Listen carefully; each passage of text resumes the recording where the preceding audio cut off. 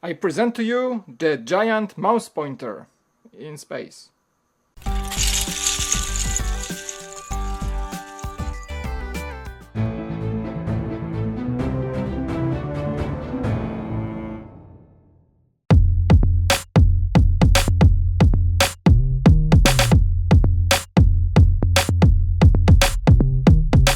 Hey guys, welcome to Beyond the Brick. My name is Mike and today I am so happy to review and present for you the 75252 Ultimate Collector Series Imperial Star Destroyer. Now this big thing also has a speed build video if you wanna check it out, it's in the links below. I had a lot of fun recording it and doing the whole time lapse. It was like 100 gigs of footage in 4K, it's insane, check it out.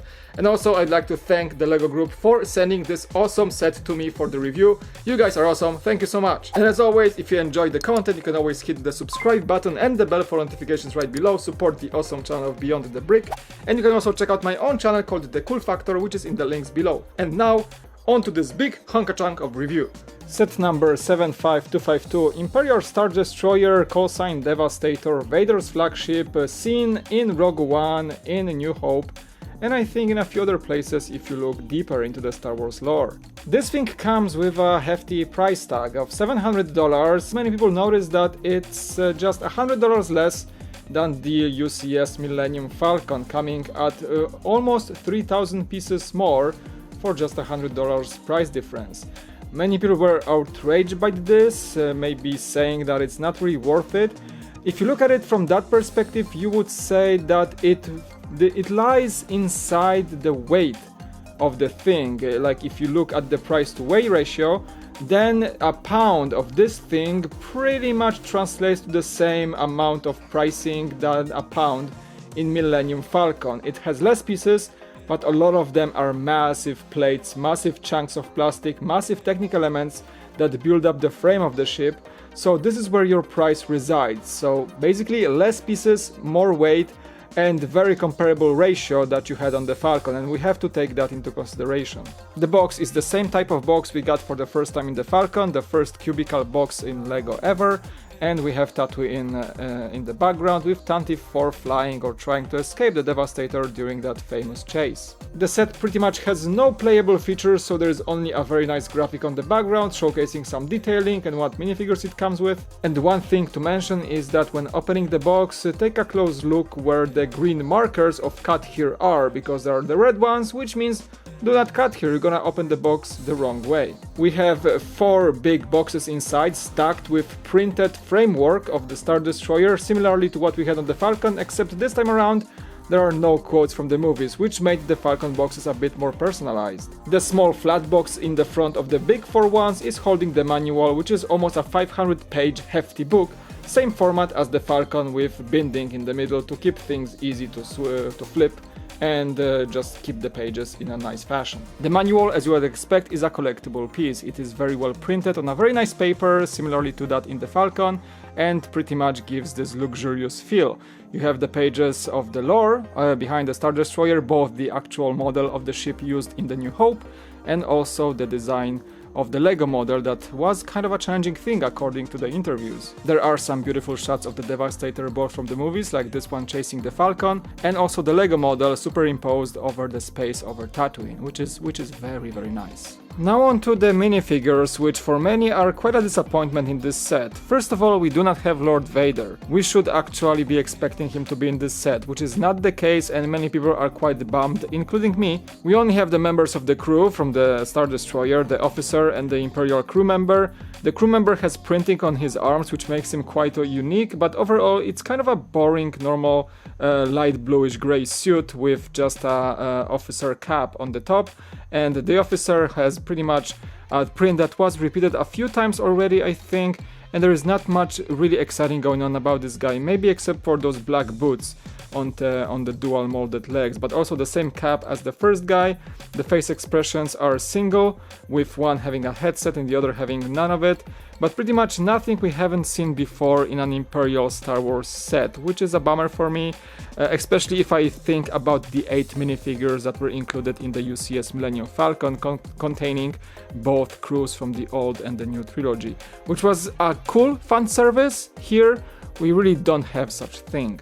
The UCS Plaque is good as expected. It gives you all the information here, However, I think the engine's information is a bit confusing because some sources, even the encyclopedias of Star Wars, say that the Cygnus Spaceworks Gammon 4 engines are the secondary ones. Some of the sources say they are primary ones, so I'm not sure which one is which, but I'm just assuming they took their best knowledge to actually get this information right. Then we have hyperdrive system, class 2, and all the weapons listed that this big thing is packing punch with. As you can probably tell, the thing is big, like really big.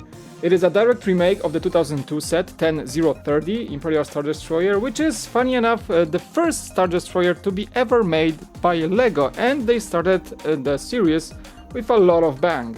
The design team of Jens Fredriksen and Henrik Andersen are super proud of the shaping they achieved. They are saying it is the most accurate Star Destroyer to date. And I think I gotta agree, it's very close to the canon. You can take a look at all the shots you want from the New Hope, or anytime the Devastator appears on the big screen. I think the best rendering of the beautiful ship was in Rogue One when it appeared right in front of the Rebel fleet.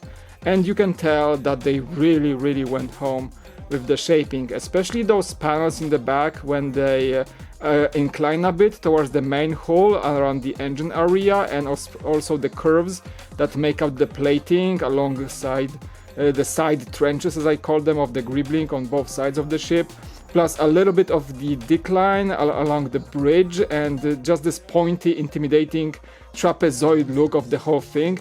It was captured like perfectly on this scale. I think this might be maybe the best looking LEGO set of this thing. Of course it is, but also it may actually compete with a lot of the other depictions of the Star Destroyers that were made in many times over by different brands, in, for example, die-cast models or plastic self-assembly models that we all love and, like in myself, used to make a lot. By the way, here's a banana for scale if you still were wondering how big this thing is, because many people seem not to realize that this thing actually takes all of my display space at this point. The whole stand really supports the weight in a super nice fashion. Those pillars here are actually bolted in with the hooks on the bottom, so they don't really just stand on the studs, and the whole thing is actually assembled with a lot of technique in mind inside the frame. So the frame is directly pretty much connected to the stand legs, and there is no way you can disconnect the stand without taking the whole entire thing apart. The little thing flying alongside is of course the Tantive 4, and I enjoyed this build so much I would not mind having this as like a separate poly bag to pick up on some LEGO promotion in the future. Why not? This thing is what you build from the last bag number 19. In the very last satchel of bricks is the Tantive 4, and that's the last cherry on top you attach to the completed space mouse pointer to complete the overall look and feel this immense satisfaction of getting this thing done. It just holds itself on a single ratcheted joint. You can see there's a small piece of gribbling there that holds it, and it has all the engines you want, all 11 engines in the back, just trying to run away, a small radar dish, and a few other things like the turret in the front.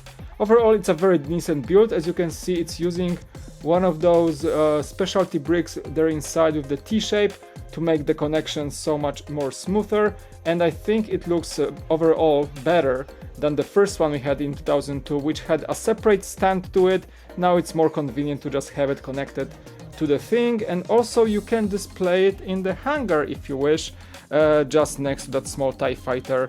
And since we're here, what's up with all the gribbling, and how are the dealers actually looking at the bottom, the belly side of the Colossus ship? It's really hard to film under the ship without the fear of me dropping this off the table.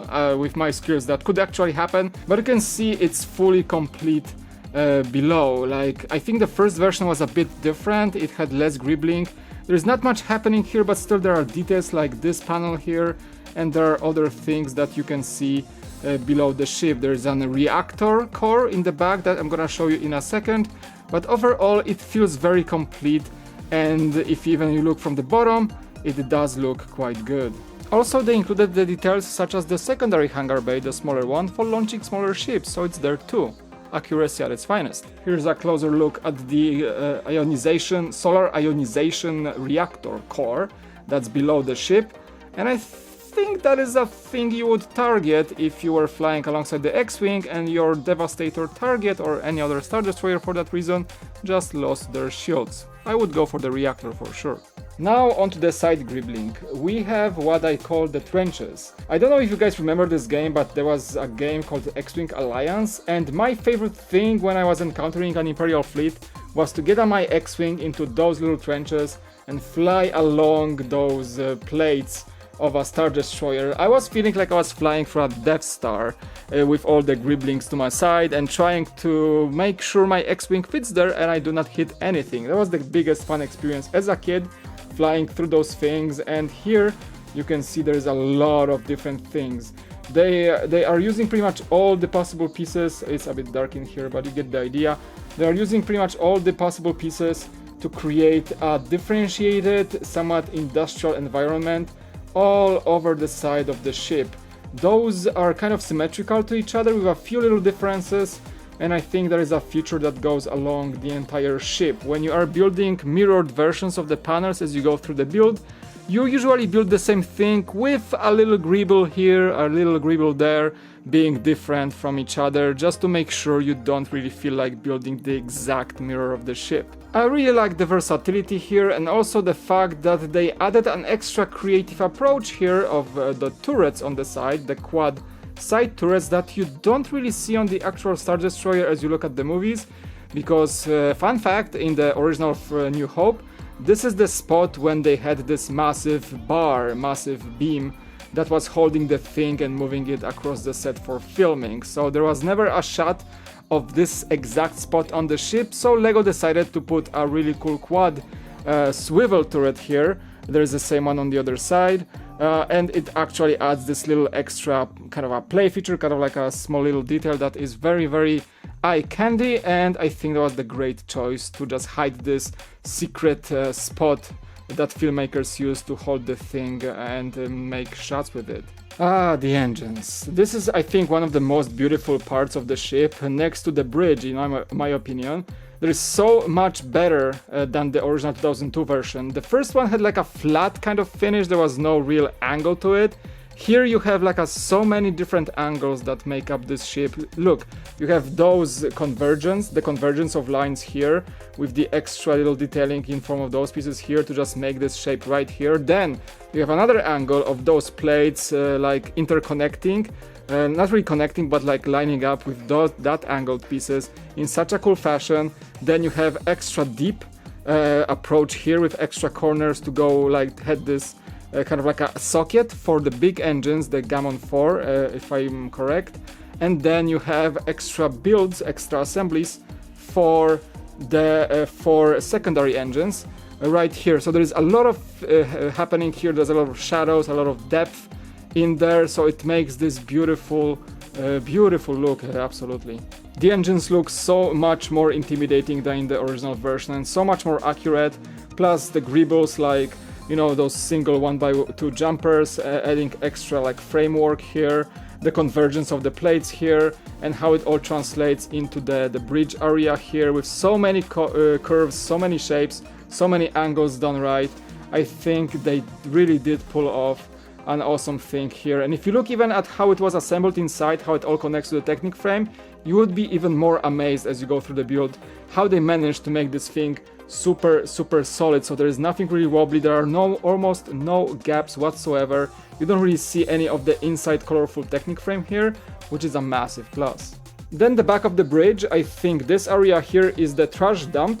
That thing they used, the Solo crew, the Millennium Falcon crew used to hide themselves from the radars of the Empire. That's when they were hiding behind the destroyer, and they dumped, the crew of the destroyer dumped the trash, and they escaped with their heat signature in the trash cloud in space. So there's that. Also gribbling on the back of the bridge. I mean, look at that. We have a lot of ski pieces, a lot of little extra grill pieces coming up to the bridge that we're gonna talk about in a second. There's a lot happening here. I like this area especially with a little beak pieces, as I call them. This little part here is just something they could have skipped, but they didn't. So there is so much happening here that makes up for this amazing shape. And now you can see the perspective shot of how long this thing is, that's just going in the darkness of my background. and just look at those angles, look at all the studs, look at all the bricks. It's absolutely amazing. Okay, now for the main hull, and this is where I want to point out those like subtle differences in gribbling. For example, you can see 2 panels here, there's a single tile here and an extra ingots on the other side, so you can see this asymmetrical difference here. Subtleties like that will happen often.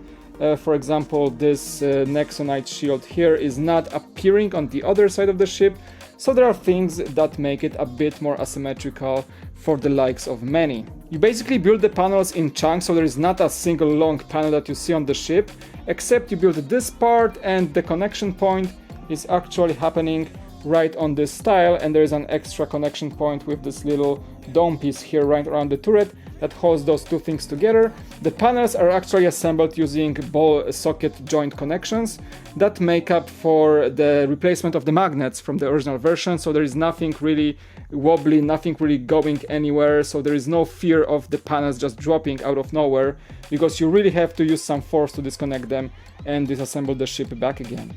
Here is the awesome turret area, the heavy turbo laser turrets. You have 3 on each side, plus the heavy ion turret.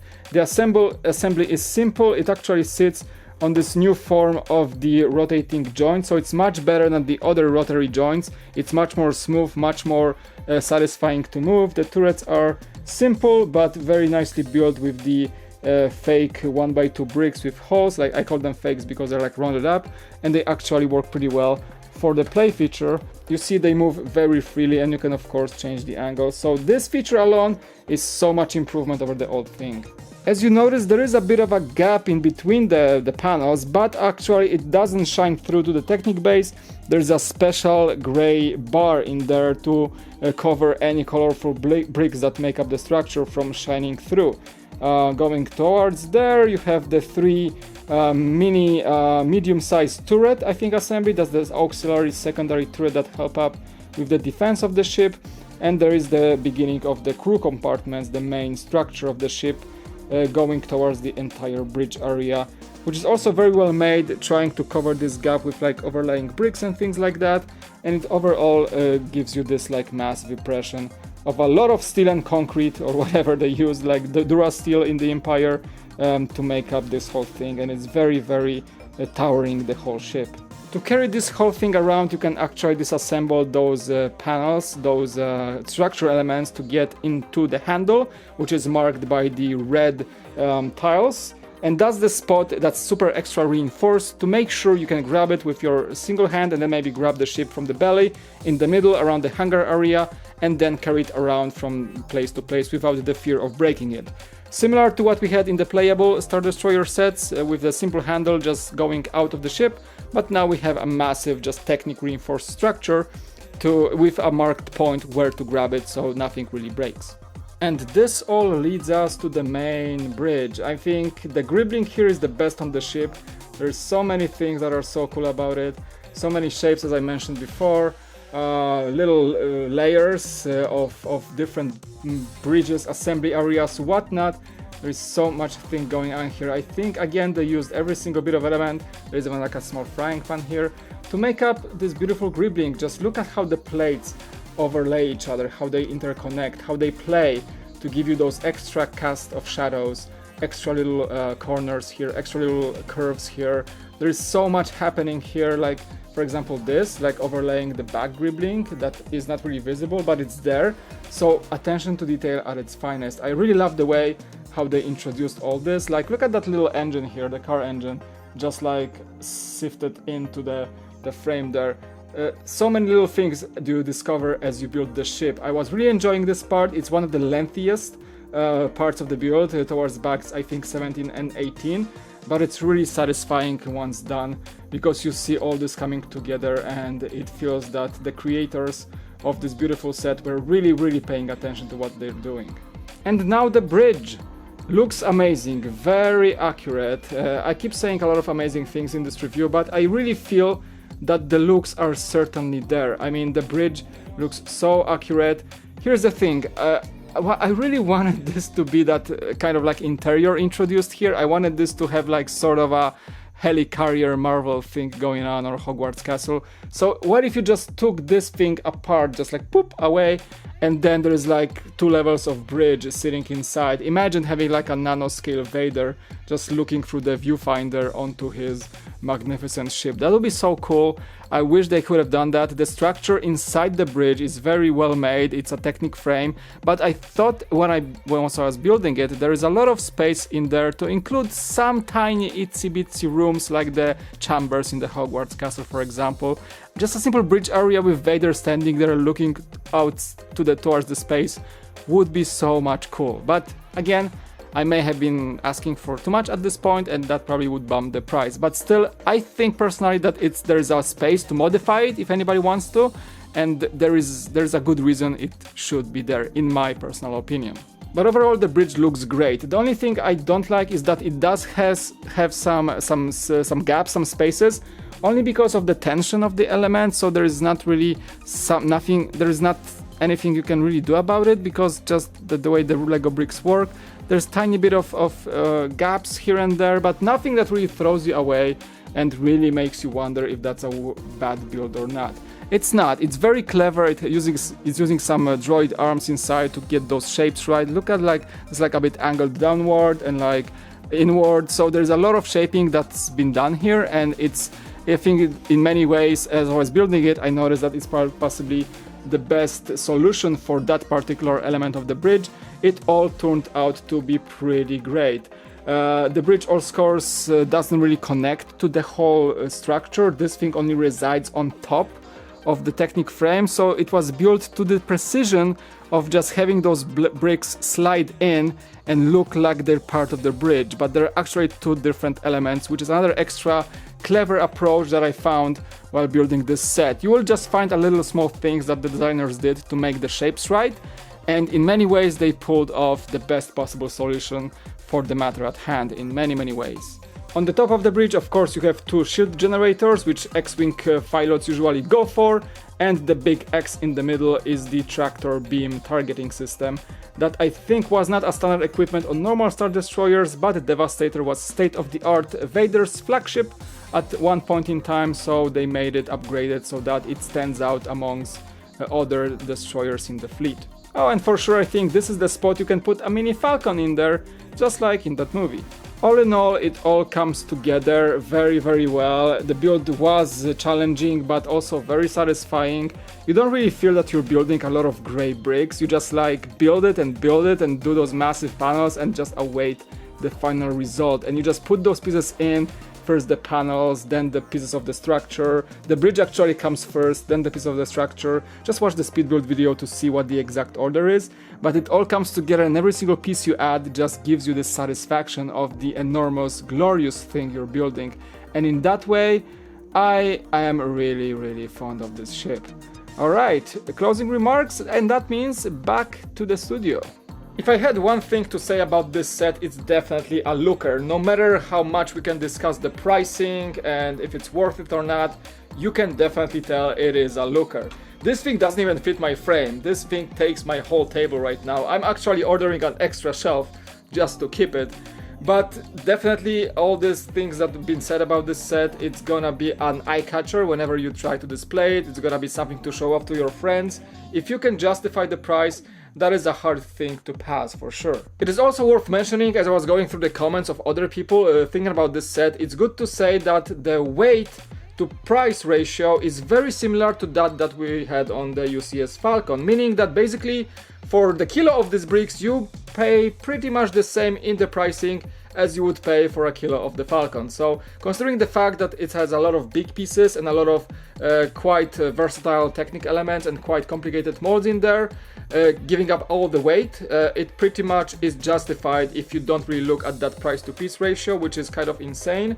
But if you look more at the weight to price ratio, then it is more understandable. However, it does have no Vader, which is a big bummer for me. A flagship of Lord Vader should have an exclusive Vader of some sort included, so the minifigures are a bit of a downer for me. And small things like having a mini bridge that you can just take out and have some micro nano figures of Vader and his crew just being there like in the helicarrier from Marvel, only the Hogwarts Castle set, and maybe have like a micro build like the TIE Fighter below of the boarding party of the Lambda shuttle and the TIE Escort that Vader used to board the Profundity in Rogue One. Maybe that'll be a good, cool little addition. Maybe some X-Wings flying by, but I'm just asking for too much at this point. Let me know what you guys think in the comment section below. As always, I hope you enjoyed this review. Click the subscribe, click the like buttons, click all the things that usually you have to click on a YouTube video. Thanks so much for watching. It was Mike, and I'll see you next time on Beyond the Brick. Bye bye!